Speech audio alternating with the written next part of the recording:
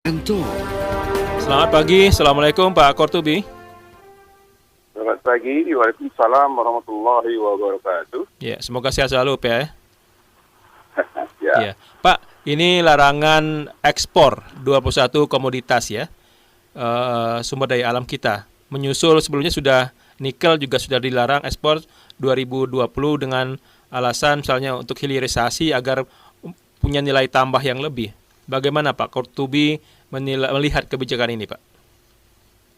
ya ini kebijakan yang bagus. Pasti itu bagus ya.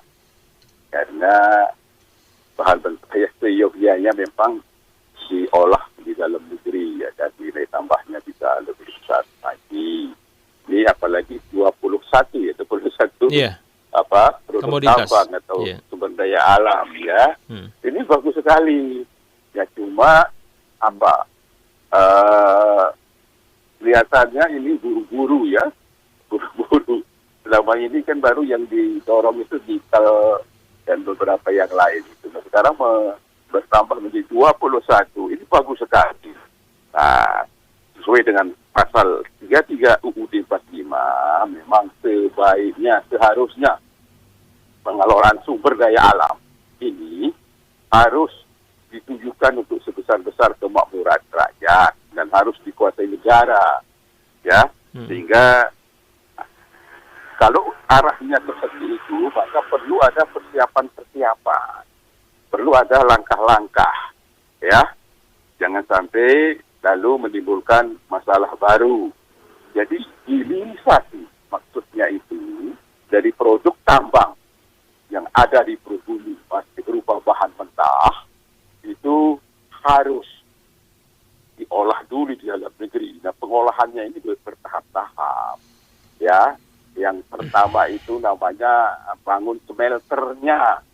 Sebenarnya hal seperti ini, niat seperti ini sudah lama ada di dalam perundang-undangan kita, di dalam Undang-Undang Minerba Nomor 4 Tahun 2009 itu sudah ada ketentuan untuk membangun smelter, ya. Untuk mengolah hasil bahan mentah tambang kita ini dalam bentuk smelter, ya. Nah, output smelter itu bisa dibangun industri hilir yang bisa memproduksi mengolah output atau produksi daripada smelter itu untuk menghasilkan produk akhir, produk yang siap pakai. Itu. Jadi hilirisasi itu bisa terdiri dari harus membangun smelter itu, setelah itu membangun pabrik atau industri yang mengolah output dari smelter itu sehingga bisa menghasilkan nilai tambah maksimal seperti itu. Nah, itu inginnya pemerintah seperti itu bagus sekali, kita harus dukung ini. Tetapi saran saya adalah karena pengelolaan sumber daya alam, khususnya migas sama minerba saat sekarang ini, masih belum sesuai dengan pasal 33 UUD 45, di mana undang-undang yang mengatur masalah migas misalnya, Undang-Undang Migas Nomor 22 Tahun 2001 ini masih bertentangan dengan konstitusi, ya, masih menghambat produksi atau investasi di sektor migas kita sehingga selama 20 tahun di bawah Undang-Undang Migas ini produksi minyak kita turun setiap tahun karena kesalahan undang-undang. Itu satu. Kedua, sektor minerba, mineral dan batu bara, undang-undang yang berlaku sekarang ini namanya Undang-Undang Nomor 3 Tahun 2020. Nah, Undang-Undang Nomor 3 Tahun 2020 ini masih belum sesuai dengan konstitusi karena masih menggunakan sistem tata kelola zaman kolonial. Sistem zaman kolonial itu apa? Satu, dia menggunakan sistem yang namanya konsesi atau izin usaha pertambangan. Nomor 2, menggunakan kontrak karya atau PKP 2B yang kedua-duanya ini adalah tidak sesuai dengan konstitusi. Kedua-dua sistem di dalam minerba ini adalah peninggalan, melanjutkan sistem zaman kolonial. Ini rakyat dan pemerintah harus tahu. Jadi Undang-Undang Nomor 3 Tahun 2020 tentang Minerba itu masih melanjutkan sistem zaman kolonial. Nah, ini dibenahi dulu. Ini saran saya, ya. Jangan sampai masih menggunakan undang-undang zaman kolonial yang merugikan negara, tidak sesuai dengan pasal 33 UUD 45 sebelum dilakukan hilirisasi secara massal, secara masif. Ini sebaiknya pemerintah merubah, menyempurnakan undang-undang migas nomor 22 tahun 2001 dan undang Minerba nomor 3 tahun 2020. Saran saya, ambil jalan singkat. Satu, yang menyangkut migas, undang-undang nomor 22 tahun 2001 yang menjadi penghambat industri migas nasional, itu sudah 2 kali DPR gagal menghasilkan undang-undang perbaikan atas undang-undang migas ini. Saran saya, Presiden RI Pak Jokowi segera mengeluarkan peraturan pemerintah pengganti undang-undang, mencabut undang-undang yang melanggar konstitusi, mencabut undang-undang yang terbukti merugikan negara, terbukti menghambat investasi, hingga produksi minyak kita turun selama 2 dekade. Ini dulu. Keluarkan, cabut undang-undang migas ini dengan cara yang paling efisien. Pak Jokowi punya hak konstitusional untuk mencabut undang-undang yang terbukti merugikan negara, terbukti melanggar konstitusi ini dengan sarana mengeluarkan peraturan pemerintah pengganti undang-undang. Itu efisien sekali. Satu saran saya. Kedua, yang menyangkut undang-undang Minerba yang baru, yaitu undang-undang nomor 3 tahun 2020, itu harus disesuaikan dengan konstitusi, karena saya katakan tadi dia masih menggunakan zaman kolonial, yaitu konsesi atau izin usaha pertambangan dan kontrak karya, di mana kedua sistem ini sudah tidak dipakai di sektor migas sejak tahun 1960. Baikkan undang-undang yang terbaru di bidang Minerba itu sistemnya sudah tidak dipakai di sektor migas sejak tahun 1960. Berdasarkan Undang-Undang Nomor 44/RT 1960 dan Undang-Undang Nomor 8 tahun 71, itu mencabut, tidak berlakukan undang jam kolonial di bidang pertambangan, namanya Indeterminate tahun 1890. Itu dicabut oleh Perpu oleh Perdana Menteri Juanda tahun 60, diganti dengan Undang-Undang Nomor 44 tahun 60 dan Undang-Undang Nomor 8 tahun 71. Clear kalau di migas itu acuannya. Sehingga saya katakan tadi, untuk migas solusinya gampang sekali, keluarkan Perpu kembali ke Undang-Undang nomor 44 tahun 60 dan Undang-Undang Nomor 8 tahun 71 migas. Tetapi kalau di Minerba sedikit ruwet, yaitu harus merubah Undang-Undang Nomor 3 tahun 2020 dulu. Tetapi bisa dengan secara singkat juga. Tidak usah menunggu perubahan undang-undangnya. Cukup misalnya dengan Presiden Jokowi mengeluarkan Perpres, peraturan Presiden. Yang intinya bagaimana agar semua kegiatan di sektor Minerba ini, investornya itu harus menyetor kewajibannya ke negara berupa pajak dan royalti atau PNBP, harus lebih besar yang disetor ke negara daripada keuntungan bersih yang mereka terima. Jadi sektor Minerba bisa menggunakan Perpres dengan yang isinya Perpres itu adalah menaikkan pajak, menaikkan persentase pajak di sektor Minerba dan menaikkan persentase PNBP, ya, royalti yang disetor ke negara. Sedemikian rupa sehingga kewajiban mereka yang merupakan yang berupa pajak yang mereka store, yang berupa PNBP yang mereka store ke negara harus lebih besar dari keuntungan bersih mereka. Bisa menggunakan acuan yang berlaku di sektor migas dengan kontrak bagi hasil, di mana negara wajib memperoleh bagian lebih besar di migas dulu, yaitu standarnya adalah 65% bagian negara, sedangkan bagian investor migas itu 35%. Itu harus lebih besar bagian negara di sektor migas, sudah dipraktikkan dulu itu, ya.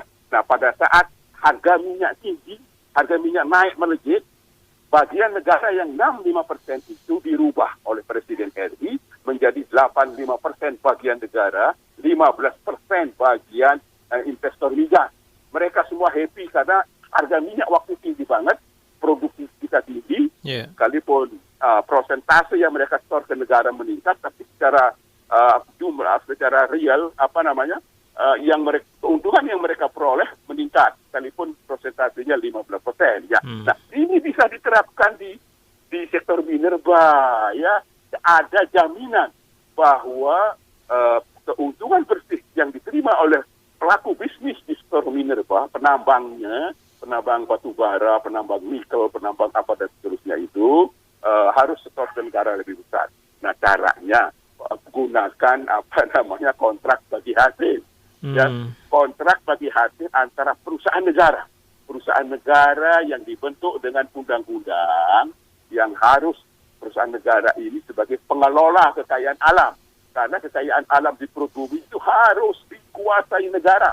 Nah, caranya untuk dikuasai negara adalah lewat konstitusi, yaitu bentuk perusahaan negara di bidang batu bara, di bidang nikel, di bidang timah, semuanya di bidang yang 21 itu bentuk perusahaan negara. Lalu perusahaan negara dibentuk dengan undang-undang. Nah, undang-undang juga ada pasal yang memberikan kewenangan kepada perusahaan negara ini sebagai pemegang kuasa pertambangan, yaitu perusahaan negara pemegang kuasa pertambangan yang berhak menambang seluruh sumber daya alam, karena sumber daya alam ada di bumi itu harus dikuasai negara.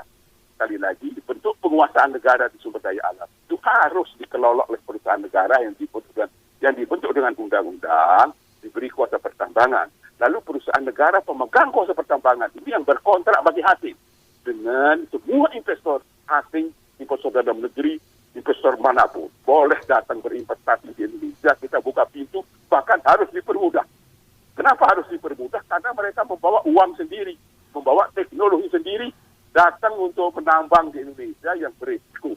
Kalau tidak ketemu bahan tambang yang tidak ketemu, eksplorasinya gagal, yang rugi mereka. Ya, Nah, ini namanya kontrak bagi hasil.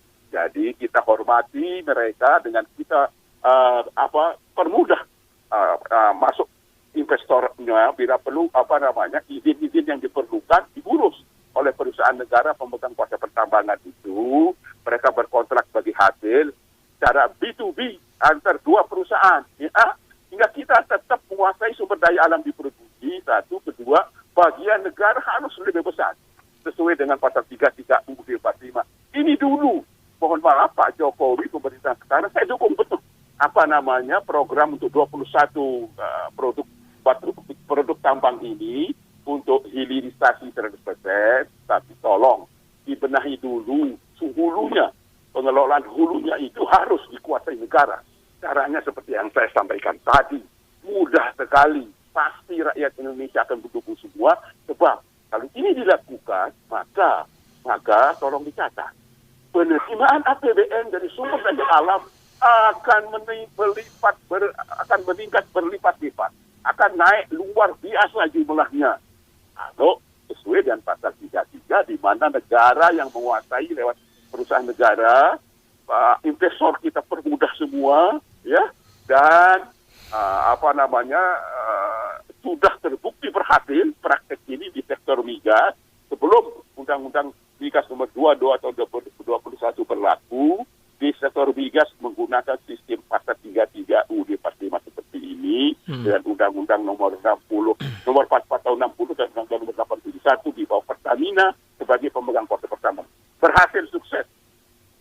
Membangun pabrik LNG, ya, sektor hilir migas dibangun dan sektor hilir migas berupa cadangan gas besar oleh Pertamina, dibangun pabrik LNG-nya dengan sangat gampang, memperoleh bunga yang sangat murah dari bank-bank internasional, karena Pertamina sebagai pemegang kuasa pertambangan sangat dipercaya, sangat memperoleh trust yang tinggi baik oleh perusahaan minyak dunia maupun oleh bank-bank internasional, sehingga pada waktu Pertamina mengembangkan sisi hilirnya, merubah cadangan gas yang besar menjadi LNG, memperoleh pinjaman yang luar biasa besar dan bunga murah tanpa menggunakan APBN. Pertamina sukses membangun pabrik LNG di Arun, pabrik LNG di Badak, ya, dengan bunga murah, sukses kita menjadi eksportir LNG terbesar di dunia. Jadi sekarang jangan ragu-ragu untuk menerapkan pasal 33 di sektor minerba, jangan jangan khawatir pembiayaan untuk membangun smelter, jangan khawatir untuk pembiayaan untuk membangun pabrik-pabrik hilirisasi. Sebab kalau perusahaan negara pemegang kuasa pertambangan itu yang dipercaya mengelola minerba kita di bumi ini, insya Allah akan berjalan lancar, investor dipermudah, mereka happy untuk investor itu. Demikian yang bisa sampaikan. Ya. Saya bacakan komentar ya Pak Kortubi dari pendengar kami, Pak Sony di Kota Bandung. Kata Pak Sony, Pak Kortubi, Pak Sony sangat setuju kalau kekayaan alam dikelola di negara kita dengan cara begini, maka anak bangsa kita bisa bekerja. Karena kata Pak Sony, anak bangsa pasti ada yang mampu karena Universitas Indonesia itu banyak menghasilkan teknokrat yang mampu mengelola kekayaan bumi Indonesia seperti ITB dan lain-lain. Kalau itu sih sudah mungkin ya Pak ya, selama ini sudah ya. Ya, itu bagus, betul itu. Kita sudah punya ITB, Gajah Mada, Sriwijaya, Universitas seluruh Indonesia, ITS, Makassar dan seterusnya. Itu punya fakultas teknik semuanya.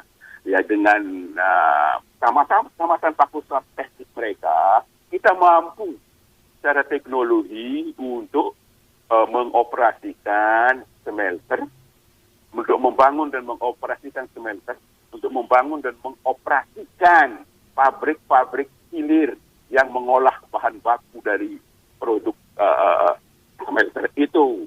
Ya, mungkin ada 1-2 segi atau bidang yang kita masih belum punya, tidak ada salahnya ya kita undang ahli-ahli lain, tidak ada salahnya. Tapi kita yang berkuasa, kita Indonesia yang berkuasa ya dalam perusahaan itu ya, sebab 100% ini modalnya nanti dari perusahaan negara pemegang kuasa pertambangan yang bisa memperoleh pinjaman dari bank-bank internasional karena dipercaya. Ya, tidak usah khawatir dengan pendanaan yang selama ini smelter itu tidak bisa dibangun. Alasannya karena pendanaannya nggak ada. Sehingga selama 20-an tahun kewajiban smelter itu ada. Yang baru bangun itu beberapa biji aja yang dibangun smelter. Alasannya mereka karena tidak mampu membiayai. Ya. Itu mahal ya Pak ya? Smelter itu Pak. Sekarang kalau SOI pasal 33 yang mengelola itu adalah negara lewat perusahaan negara. Lalu investor itu berkontrak dengan perusahaan. Pasti bank-bank internasional akan percaya penuh kepada perusahaan negara yang memegang kuasa pertambangan berdasarkan undang-undang. Hingga jangan khawatir dengan pendanaan. Cuma tadi SDM-nya mungkin saja untuk pengembangan pabrik-pabrik hilir yang mengolah produk daripada smelter, ada bidang-bidang yang belum dikuasai oleh anak bangsa. Tidak ada salahnya dibuka 1, 2, 3 orang ahli-ahli dari luar, kita rekrut, tapi di bawah kekuasaan dari negara lewat perusahaan negara. Demikian. Komentar lainnya dari Pak Dedi di Supratman, Kota Bandung. Pak Kortubi, sejauh mana katanya kemampuan pemahaman eksekutif kita ya, Presiden, Menteri, dan lain-lain, legislatif, para anggota Dewan di pusat dan yudikatif dalam memahami berbagai regulasi tentang sumber daya alam atau pertambangan. Kata Pak Dedi ini, beliau agak meragukan kemampuan pemahaman regulasi tersebut, Pak. Gimana, Pak? Memang fakta menunjukkan meskipun negara sudah mewajibkan lewat Undang-Undang Nomor 44 Tahun 60, sudah mewajibkan lewat Undang-Undang Nomor 8 Tahun 71 agar kekayaan di bumi, terutama di migas waktu itu, ya, harus dikuasai oleh negara lewat perusahaan negara. Kenyataannya, ya, di minerba tetap sejak zaman Belanda sampai hari ini masih menggunakan sistem zaman kolonial, sistem konsesi, sistem izin usaha pertambangan. Tadi Undang-Undang Nomor 3 2020 ya, Pak ya? Iya, itu faktanya. Sehingga keraguan apakah pemerintah menguasai apa tidak memang beralasan untuk dipertanyakan. Tetapi saya berpendapat mereka bukannya tidak tahu dengan undang-undang, pura-pura tidak tahu. Pura-pura tidak tahu. Karena ada kepentingan. Kepentingan siapa kepenting? Ya, biasa tentu saya sudah sebut nama satu persatu. Yeah. Ya. Jadi betul kekhawatiran teman kita itu bahwa ini pemerintah yang harus di training dulu kalau boleh. Kalau boleh Apa yang saya sampaikan ini tolong disampaikan ke Presiden. Siapa yang punya channel dengan Presiden, bisikkan beliau.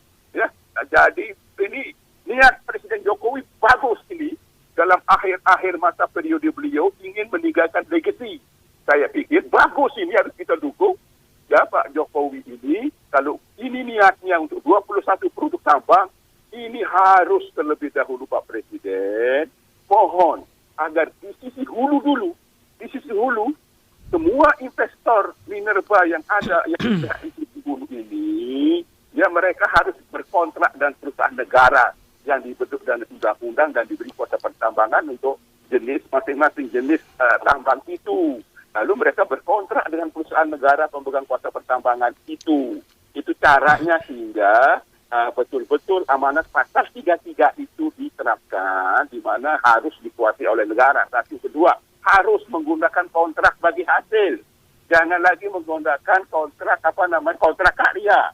Jangan lagi menggunakan konsesi izin usaha pertambangan. Harus menggunakan kontrak bagi hasil yang menjamin di dalam kontrak bagi hasil itu bagian negara harus lebih besar. Kalau di migas selama ini berapa persen buat negara, Pak? 5%. Berapa? Selama ini buat negara kita berapa?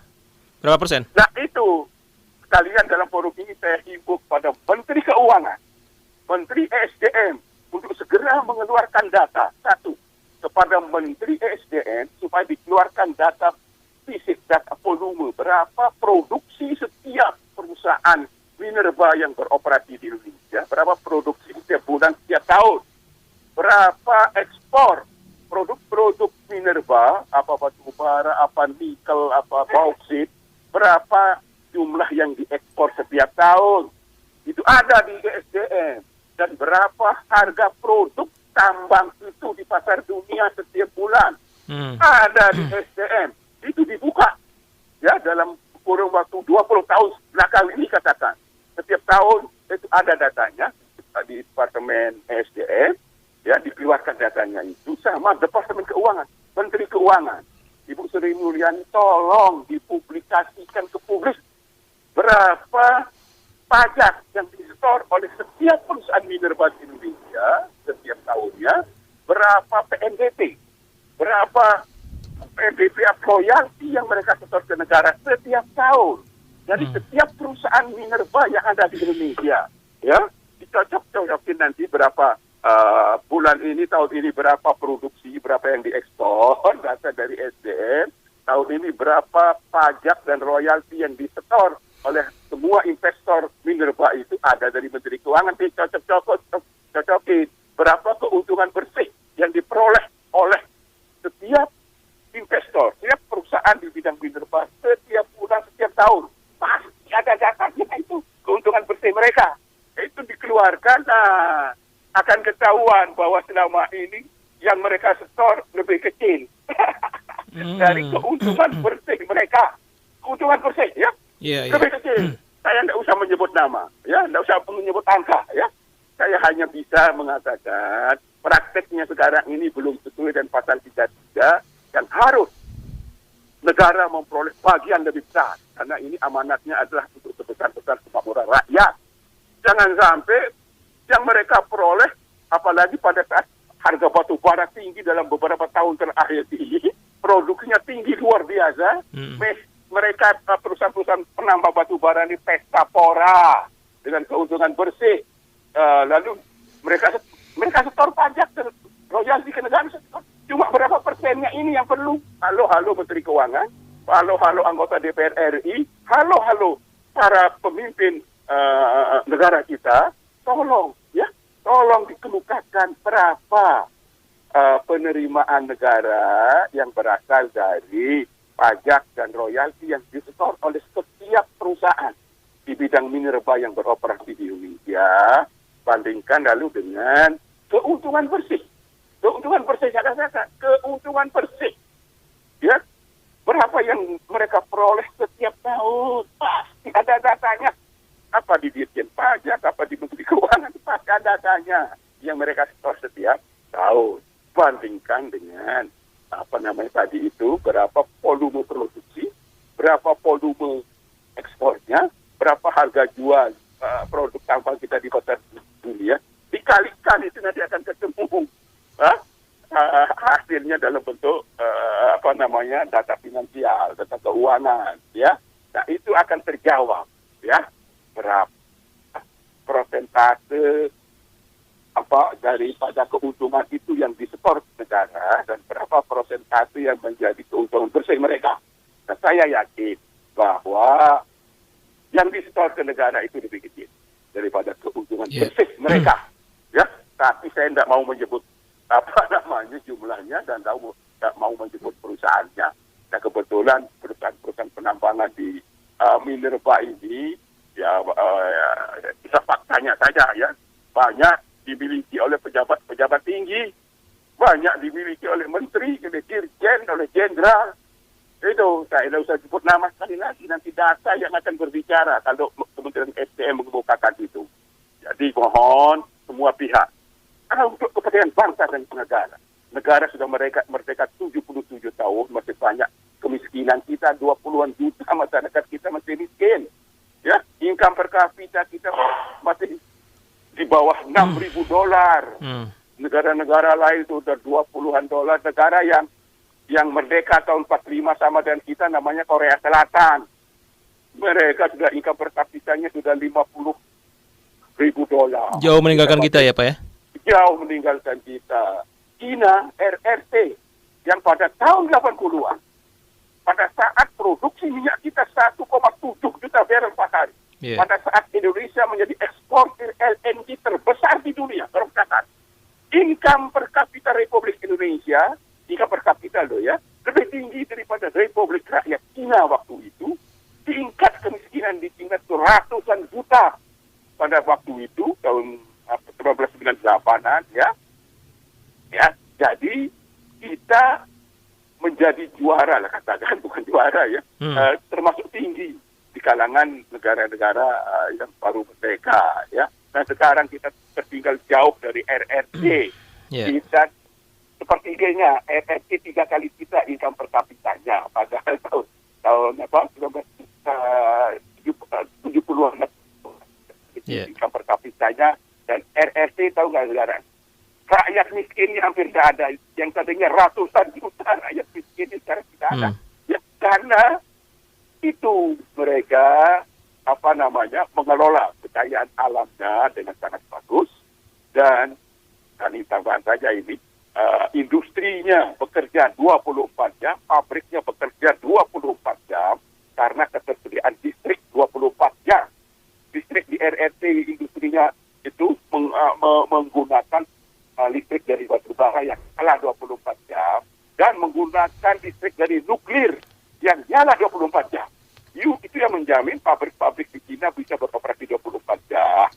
Sehingga menghasilkan produksi industri di China jumlahnya meningkat luar biasa, bahkan jauh lebih besar ekspor China daripada Amerika Serikat. Sekarang China menjadi eksportir terbesar di dunia, memperoleh perolehan devisa terbesar di dunia mengalahkan Amerika, karena semua industri itu dilistriki oleh listrik yang nyala 24 jam, batu bara yang kotor, dia mau ganti dua batu baranya di China itu, dan listrik dari nuklir. Listrik di China itu nuklirnya sekarang sudah 52 unit, ya, sedang bangun 20 lebih PLTS. Kita satu biji pun tidak punya. Ini sekalian saja kita himbau pemerintah untuk segera membangun pabrik pembangkit listrik tenaga nuklir untuk mendukung proyek Pak Jokowi hilirisasi pabrik yang bergerak dari hulu sampai hilir di bidang sumber daya alam. Ini membutuhkan listrik yang nyala 24 jam dan listrik bersih, dan itu jawabannya adalah pembangkit listrik tenaga nuklir. Baik. Pak Qurtubi, terima kasih ya waktunya untuk El Sinta. Senang sekali bisa berbincang dengan Bapak pagi ini, Pak. Iya, terima kasih. Akhirnya waktunya dimajukan, tapi bagus. Terima kasih. Selamat pagi, Pak Qurtubi.